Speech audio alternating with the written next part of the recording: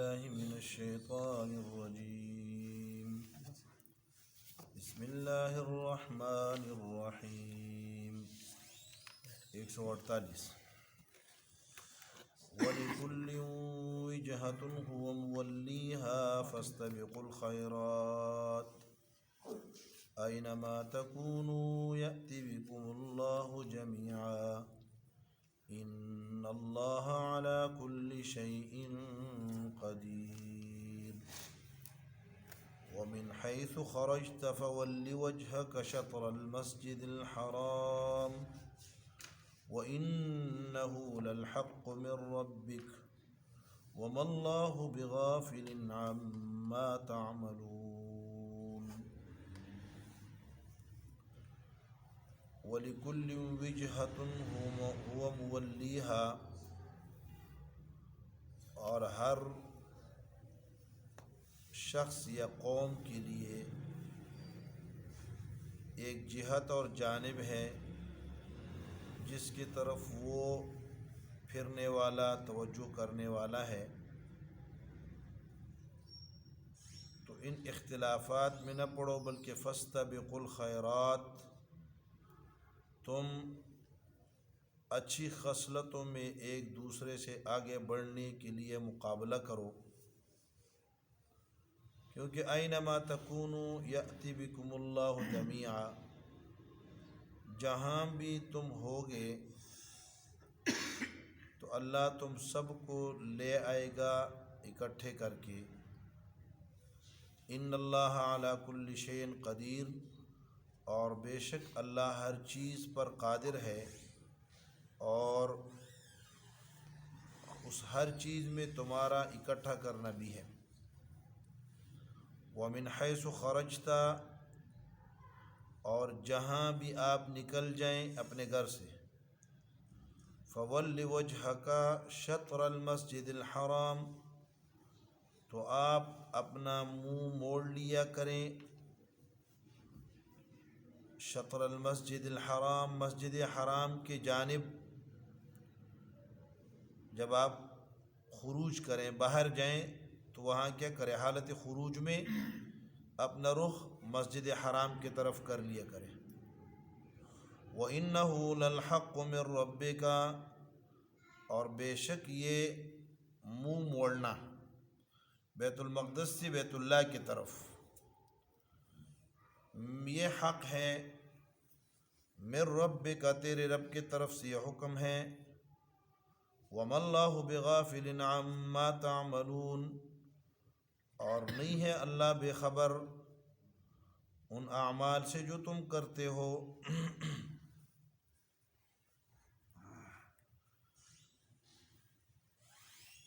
آیت نمبر 142 سے ایک مسئلہ شروع ہوا ہے، مسئلہ تحویل قبلہ، قبلے کا بدل جانا. ایک قبلے سے آپ علیہ السلام کا پلٹ کر دوسرے قبلے کی طرف رخ کرنا، اس کے معارف و حکم، اس کے فوائد و علل یہ بیان کیے جا رہے ہیں. تو آپ کے سامنے کل بات آ گئی تھی کہ آیت نمبر 144 مقدم ہے اور آیت نمبر 142 یہ مؤخر ہے. سب سے پہلی حالت یہ تھی کہ آپ علیہ السلام جب تشریف لائے تو بار بار بیت اللہ شریف کی طرف، بار بار آسمان کی طرف سر اٹھاتے اور بار بار دیکھتے کہ میری طرف کب وحی آتی ہے. تو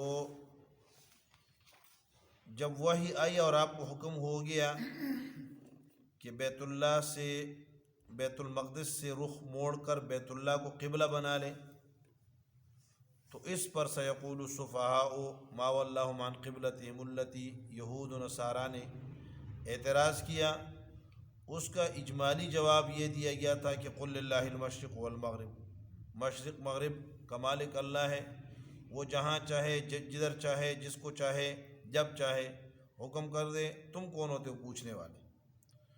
دوسری وجہ اس کی یہ بتائی گئی تھی کہ تاکہ اہل علم کہ اس بات کا اہل علم یعنی اہل کتاب کو بھی پتہ ہے کہ یہ تحویل ہو کر رہنی ہے اور اس نے بدلنا ہے، لیکن وہ مانتے اس لیے نہیں ہے کہ آپ ایک دو دلیلیں کیا دنیا کی ساری دلیلیں ان کے سامنے لا کر رکھ دے، وہ تب بھی نہیں مانیں گے، وہ عنادی ہے، ضدی ہے۔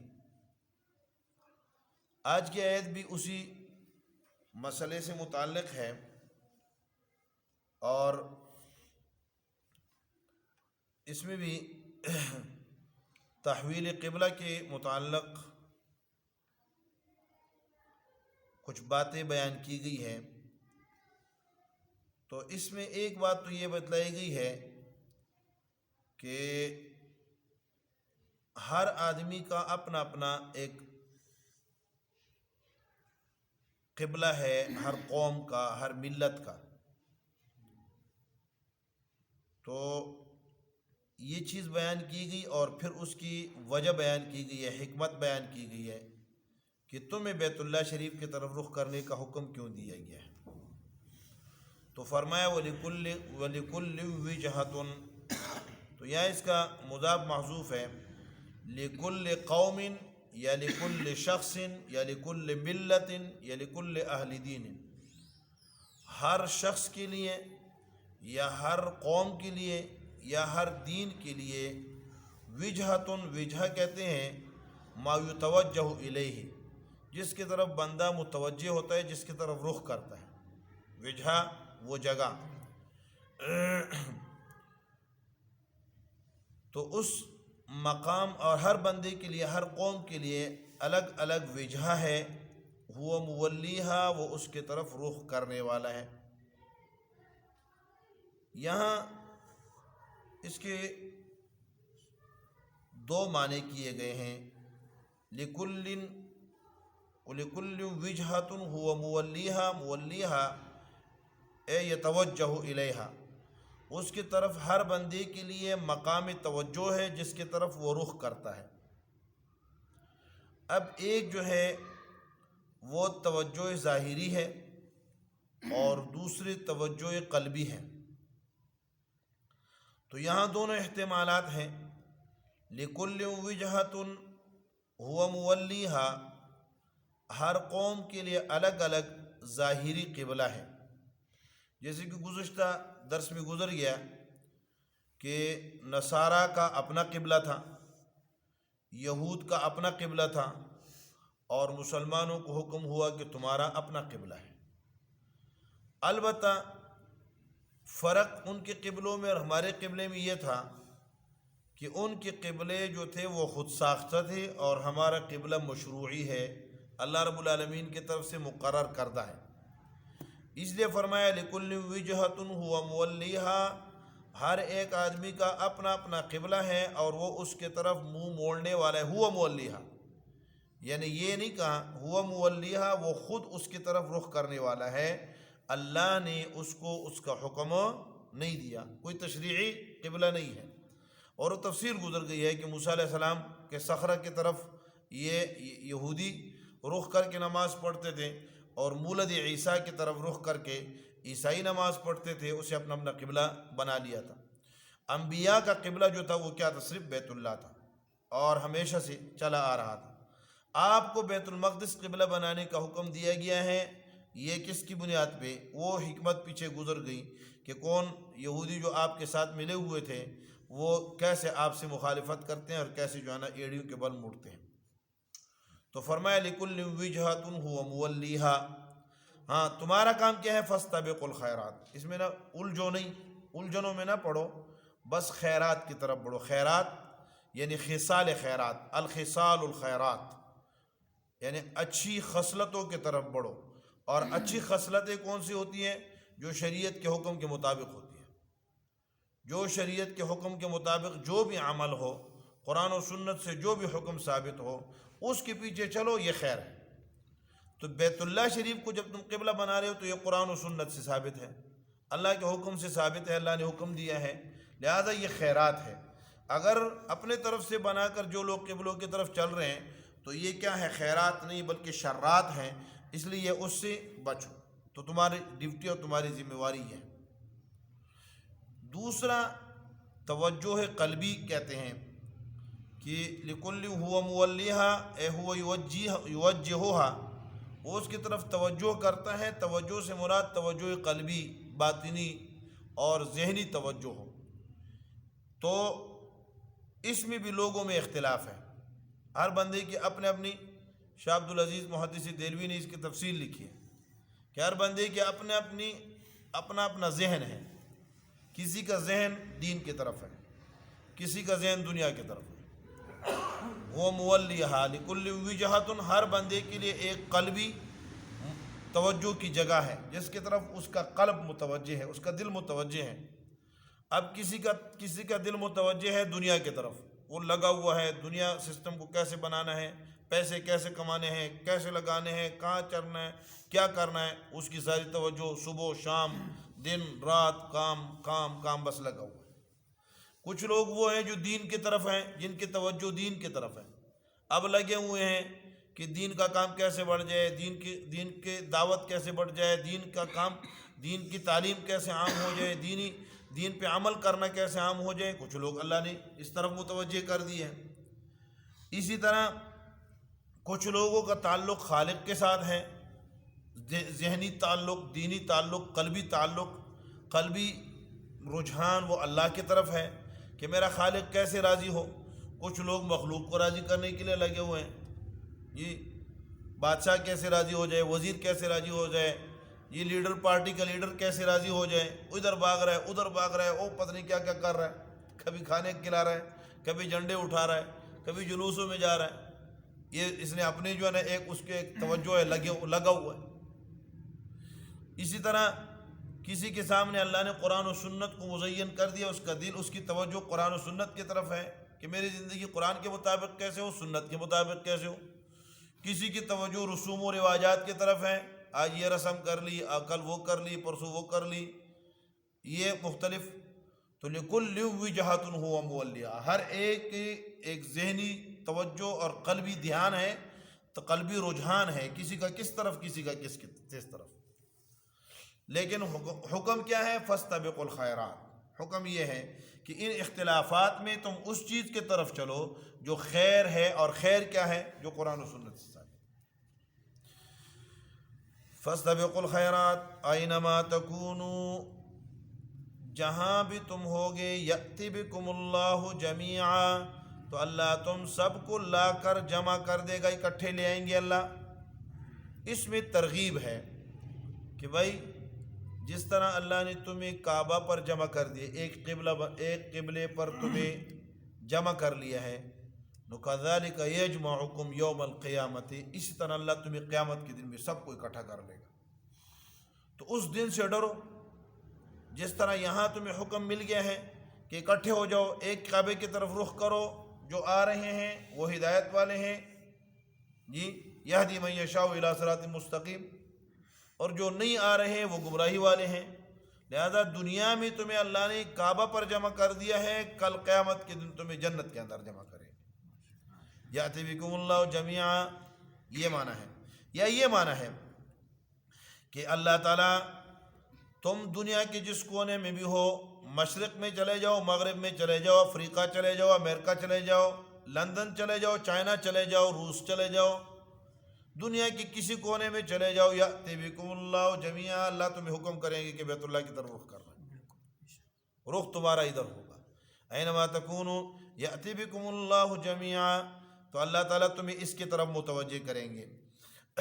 ان اللہ علی کل شیء قدیر، بے شک اللہ تعالیٰ ہر چیز پر قدرت رکھنے والی ذات ہے، اللہ قادر ہے۔ بھئی کسی کے ذہن میں آ سکتا ہے کہ کیسے اللہ قیامت کے دن سب کو جمع کریں گے؟ فرمایا اس کی تو دنیا کے اندر بھی مثالیں ہیں، اور آخرت کے اندر اللہ کی قدرت کے سامنے کوئی چیز جو ہے وہ ناممکن نہیں ہے۔ ان اللہ علی کل شیء قدیر۔ وَمِنْ حَيْثُ خَرَجْتَ فَوَلِّ وَجْهَكَ شَطْرَ الْمَسْجِدِ الْحَرَامِ، ومن حیث خرجت اور الی ای جہت خرجت جہاں بھی آپ نکلے اپنے گھر سے، من بیتک جہاں بھی آپ اپنے گھر سے نکلے، فول وجہک شطر المسجد الحرام تو اپنا چہرہ موڑ لیجئے مسجد حرام کی جانب۔ ذہن میں کسی کی اشکال آ سکتا تھا کہ مدینہ میں تو حکم آ گیا کہ مدینہ میں جب آپ ہیں گھر میں ہیں تو رخ کدھر کرے؟ بیت اللہ کی طرف کرے، بیت المقدس کا قبلہ منسوخ ہو گیا۔ تو کسی کے ذہن میں یہ بات آ سکتی تھی کہ شاید یہ گھر تک کی محدود ہو، گھر تک کا حکم ہو، اور نبی کے خروج من البیت سے، گھر کے سے نکل جانے پر حکم بدل جائے، کیونکہ نبی کے نکلنے سے حکم بدل جاتا ہے۔ نبی اگر ایک کس میں ہے، حاضر میں ہے تو اس کا ایک حکم ہے، نبی سفر میں نکل گیا تو اس کا دوسرا حکم ہے۔ تو یہ اشکال ہو سکتا تھا کسی کے ذہن میں، یہ خیال آ سکتا تھا کہ مدینہ کے اندر، گھر کے اندر جب آپ ہیں مسجد نبوی میں ہے تو یہاں شاید بیت اللہ کی طرف رخ کرنے کا حکم ہو، اور مسجد نبوی سے باہر نکلیں گے کسی دوسری مسجد میں جائیں گے یا جو ہے نا باہر شہر سے نکلیں گے، تو اس صورت میں کیا ہوگا؟ اس صورت میں حکم نہیں بدلے گا، آپ کے خروج سے حکم نہیں بدلے گا، اور بیت المقدس برقرار رہے گا شاید قبلہ۔ تو اس کا جواب دیا کہ ومن حیث خرجت، اے پیارے حبیب جہاں بھی آپ نکلیں گے اپنے گھر سے، فول وجہک شطر المسجد الحرام تو اپنا چہرہ مسجد حرام کی جانب کر لیجئے۔ کس میں؟ حالت الخروج من بیتک، جب گھر سے آپ نکلیں گے تو اس وقت۔ وَإِنَّهُ لَلْحَقُّ مِن رَبِّكَ، اس میں تسلی ہے کہ اے پیارے ہر جگہ پہ، ہر جگہ جہاں بھی جائیں بیت المقدس کی طرف رخ کریں، بیت اللہ کی طرف رخ کریں، اور یہ بیت اللہ کی طرف رخ کرنا یہ کیا ہے؟ یہ حق ہے، یہ سچی بات ہے اور رب کا حکم ہے۔ انہ للحق، تو یہ ہو ضمیر جو ہے یا عربی گرامر کے لحاظ سے اس کا مرجع پیچھے کوئی نہیں ہے، تو اس کا مرجع جو ہے وہ تولی ہے۔ تولی وہ کہاں ہے؟ اب کہیں گے تولی تو کہیں نہیں ہے، تو یہ ولی کے اندر ولی امر ہے، ولی اور ولو یہ دونوں امر کی صیغے ہیں، اور امر کے اندر، ہر امر کے اندر، ہر فعل کے اندر اس کا مصدر موجود ہوتا ہے۔ جس سے افعال بنتے ہیں یہ اس کے اندر کیا ہوتا ہے؟ وہ مصدر اس فعل کے اندر موجود ہوتا ہے۔ مثلا ضربہ ہے نا، ضربہ مارنا، ضربہ اس نے مارا، اضرب تو مار، جی ضرب تو میں نے مارا، جی اس کے اندر ضرب جو مار ہے، مارنا، وہ مارنے کا مادہ اس میں ہر وقت پایا جاتا ہے۔ ہر چیز، ہر جو بھی اس سے لفظ بنے گا، جو بھی ورڈ بنے گا اس کے اندر وہ کیا ہوگا؟ مادہ۔ آپ اس کو کیا کہتے ہیں انگلش میں؟ یہ سب تو پتہ ہے؟ ہاں پروفیسر صاحب کوئی ہے علم کیا کہتے ہیں مادے کو؟ جو بنیادی چیز ہوتی ہے جس سے ساری چیزیں، سارے افعال بنتے ہیں، ہم اس کو مادہ کہتے ہیں۔ اچھا، عربی میں کیا کہتے ہیں؟ اس میں انگلش میں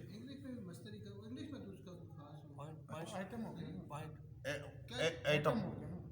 اچھا، تو بہرحال جس مادے کا آپ لیں گے، مثال کا کھانا ہے تو میں نے کھایا تو اس میں کھانا موجود ہے، آپ نے کھایا، کھانا کھاؤ، کھا لو، تو اس میں لوگ کھاتے ہیں، کھانے والے، تو یہ کھانا جو ہے وہ سارے میں کیا ہے؟ موجود ہے۔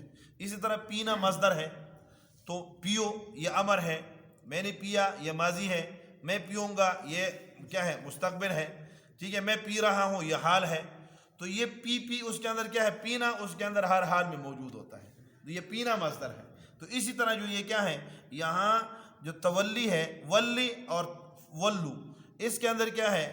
ولی اور ولو کے اندر کون موجود ہے؟ تولی موجود ہے، تو یہ ہو ضمیر اس تولی کی طرف راجع ہے، یعنی التولی من القدس الی البیت اللہ الحرام، توجہ کرنا بیت المقدس سے بیت اللہ کی طرف، یہ کیا ہے؟ یہ حق ہے، بر رب کا، تیرے رب کا حکم ہے۔ وما اللہ بغافل عما تعملون، اور نہیں اللہ بے خبر، عما تعملون ان کاموں سے جو تم کرتے ہو۔ یہ اس طرح کا جو جملہ ہوتا ہے تو یہ دو مقامات پہ آتا ہے۔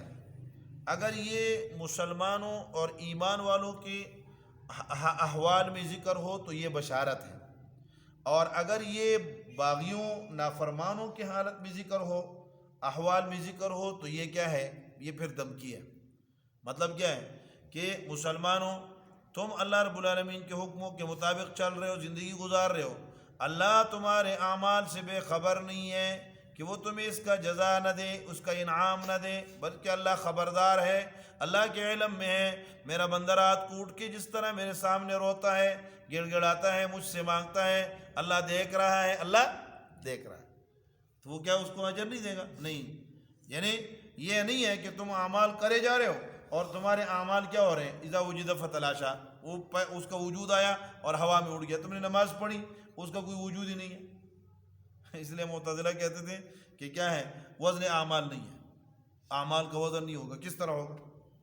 ہاں، کہتے تھے وزن تو اعراض ہے، وزن تو اس چیز کا ہوتا ہے جو کیا جوہر ہو، جو کیا وجود، جس کا وجود ہو، جوہر جیسے کسی چیز کا، یہ اس کتاب کا وجود ہے، اس کا وجود ہے۔